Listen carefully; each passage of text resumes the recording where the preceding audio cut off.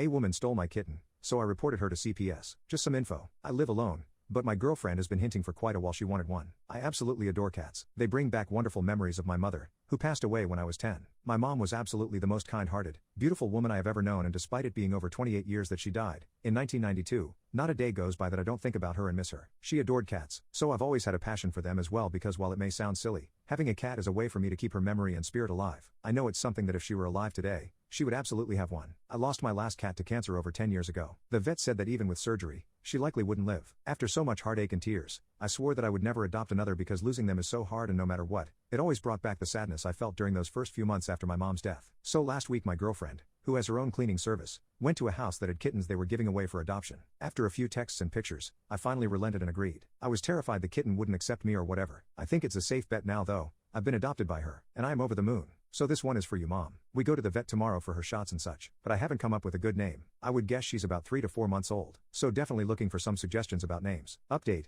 I literally just made a post yesterday about how excited I was about having a brand new kitten after deciding a decade ago that I would never have another one. But after my girlfriend brought one last week, I fell in love all over again. About 3 hours ago I opened the door to carry the trash outside, and apparently I neglected to close the door completely. As I was walking back inside, I noticed that she had walked out onto the porch and was making her way down the steps. So I gently started calling her and was doing the baby talk, and when I got about 5 feet from her she started walking off towards the road. I was walking behind her, still not really afraid. I was just concerned about picking her up, and as she made it to the road, I was about 10 yards behind her. A car stopped right at her and the passenger side door opened and a 40 to 50-year-old woman stepped out, picked her up, and I immediately yelled out, "Thank you so much." But before I know it, the lady had my brand new kitten in her van and was driving off. I was in absolute shock. Initially I thought she may be turning around to bring her back, but the van kept going. By the time I realized what was going on, the van was too far away for me to get any kind of license plate. Currently I do not have a vehicle, so I had no way to initiate any type of chase. I immediately broke down and was a combination of crying my eyes out and playing out a scene from John Wick and prepared to go hunt them down. Unfortunately I would not know where to begin. I am a 38-year-old man and I am absolutely an emotional wreck right now. I don't know what to do. I notified the police department, but they made it abundantly clear that this was very low priority and they would send someone over at their first available chance, but that more than likely there's nothing that they can do. I don't have any cameras or anything to identify the kidnappers. All I have is a vehicle description. I was so worried that my girlfriend was going to be angry, but she seems to be more concerned with my well-being than anything. She really is my rock. What is wrong with people? Why would you do this? They absolutely saw me and knew that the kitten was mine and that I was walking after her. I never meant for her to get outside. It was a mistake, but I can't help but beat myself up because if I had only taken 2 more seconds to make sure the door was closed, this wouldn't have happened. So now I'm lying in this bedroom all by myself wondering where my kitten is. She must be so confused. She must be so scared. One reason my girlfriend did get the kitten for me was because I recently reached 18 months of sobriety from a 20-year pain pill addiction. It was somewhat of a congratulations gift, and I love that cat so much. I literally only knew her for a week and I feel like my heart has been ripped from my chest. So hold your cats close tonight, because some of us will be going to sleep with a hole in our heart. I considered trying to post some type of reward on a community page and a community Facebook page, even though I deleted my Facebook.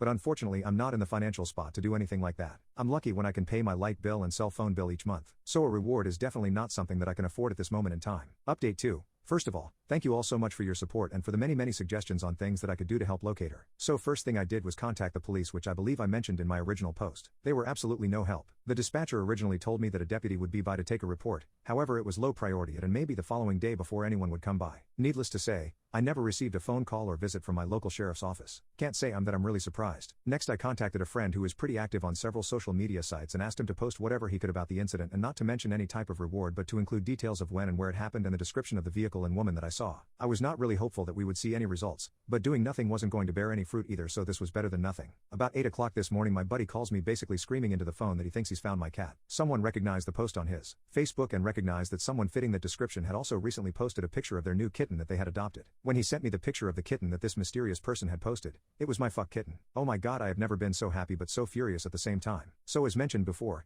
I don't have a vehicle right now, so my friend who put the post up came and picked me up, and through some networking and subscriptions to records websites we managed to get the address of the woman that posted the picture of her new kitten. As we pulled up I began to cry. The house was dreadful. I'm talking chickens and roosters in the yard, cats and dogs. In the back there was a small pen with a couple of goats. There was a mule that was extremely emaciated. There were just abandoned children toys everywhere, tires that were stacked up everywhere, a lot of those 55-gallon barrel drums here and there, and to top it off, despite the poor condition of the mobile home, They still had Christmas lights up that were flashing at 11 a.m. in the morning. And these weren't the tiny lights, they were the big bulbs like you see in the Lampoon's Christmas movie. I pulled myself together and my buddy and I walked up to the door and this woman answered it holding my F-cat. She was holding my F-cat, and she looked at us as if she was thinking, "What do you want?" I politely looked for dead in her eyes and said, "Ma'am, I recognize you from yesterday when you picked up the cat that you have in your hands from in front of my yard as I was yelling at you, and before I could catch you, you drove off." She initially tried to give some song and dance about I was mistaken, but think that she could see the rage and the tears in my eyes, and finally said that she thought the cat was abandoned and was trying to give her a good home. She handed the cat over and profusely apologized, and my buddy and I just simply walked away. I wanted to say so many other things to her, but at the end of the day my goal was accomplished. The only other thing that I did turn around and ask was, "How many children live here?" She looked confused and asked me why I was asking. I made up an excuse that I knew where some other kittens were if she was interested, if she had children that may want another one. That's when she told me she had 3 children between the ages of 2 and 8 that lived with her. I thanked her again and told her that I would check around to see if I could find any others for her and would be glad to send them her way if I could find any. My buddy and I got in the car and proceeded to haul us out of there. Before we can make it to the stop sign, I was already Googling the number for Child Protective Services for my county. The condition of this house,